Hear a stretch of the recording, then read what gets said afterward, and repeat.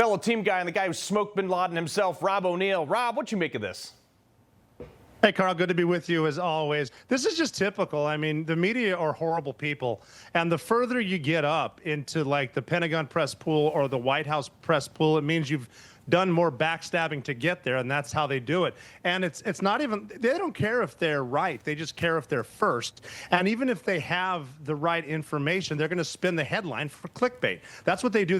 They hate Donald Trump so much they can't even, this is something like we're getting rid of the #1 state spawner of terror since 1979. We got rid of their nuclear weapons. They're supposed to be a big anti-nuke, that part of the left wing. They can't even celebrate that the nukes are gone and there's going to be a new regime, potential world peace. They don't even like that. Anything Donald Trump does, they hate. They're going to spin it. They're going to love to spin it on Pete Hegseth, anything he says. He shouldn't even try to argue with them. I mean, there's certain news outlets that are not news outlets. They shouldn't even be allowed in the building anymore. It's getting so bad. He was even critical of one of his former colleagues at Fox News, who's a damn good reporter for the Pentagon. But it's so ridiculous. And then you get these scumbags that are just competing with each other for the most outlandish stuff, and they just do it over and over and over. It's for clickbait and a promotion. That's all they're doing. They don't care about the American people. They loathe the American military until they do something stupid overseas and need to get rescued by, SEAL Team 6 or Delta Force. That's what they do. Yeah, no, exactly. I was half tempted to just see Pete flick one of these people off in that briefing, but I was waiting for that. Was the only reason I watched. I mean, that'd be at least a good headline. That would at least make sense. Just pow. All right, so the crazy thing, though, is even former Director of National Intelligence James Clapper, who is not on Trump's side, he was involved in like the Hunter Biden laptop cover-up, obviously all the Russian collusion stuff. He admitted that this was a success. Roll this. So as time goes on, we're going to acquire more information, and we'll have greater fidelity on the actual extent of the damage. I'm personally convinced that profound damage was done to the totality of the Iranian nuclear enterprise. I don't like that guy, but he's probably knows more than the press, and even he's saying it, and the press is like, nope, still, our sources that we won't name that weren't there say that it's fine.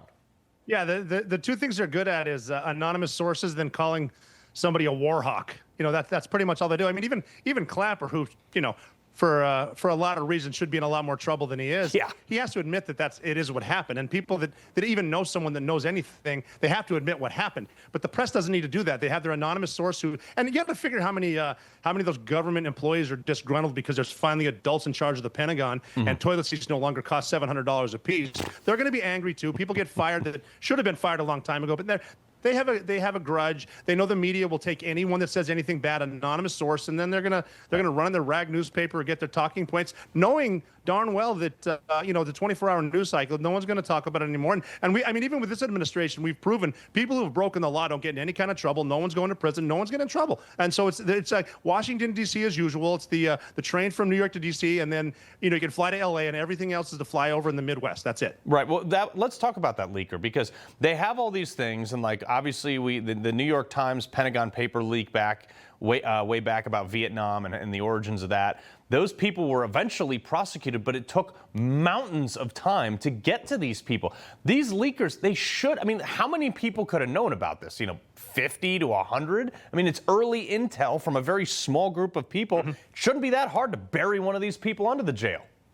Well, yeah, and you got to figure, too, it wasn't one of the Democrat staffers, because they didn't tell any Democrats, which is why it didn't get leaked in the first place. They told very few of the war hawk Republicans, too. This is one of the best, since the bin Laden raid, the best OPSEC I've ever seen. No one knew it was coming. No one knew it had happened. And we crashed a helicopter in the front yard, so they eventually knew we were there. But these B-2s, man, they went over there from Missouri. They flew for 30 hours, had some microwave meals, bombed Iran, went back to Missouri, and hopefully we're singing karaoke the next night. Yeah, exactly. Let me sit back in this bomber and have a Hot Pocket while I ruin your entire nuclear program.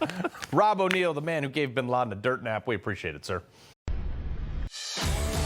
He loves the Constitution. He fights for what's right. He hates the bad guys. He's a freedom warrior. He's your freedom warrior. Watch Carl Higbie every weekday on Newsmax.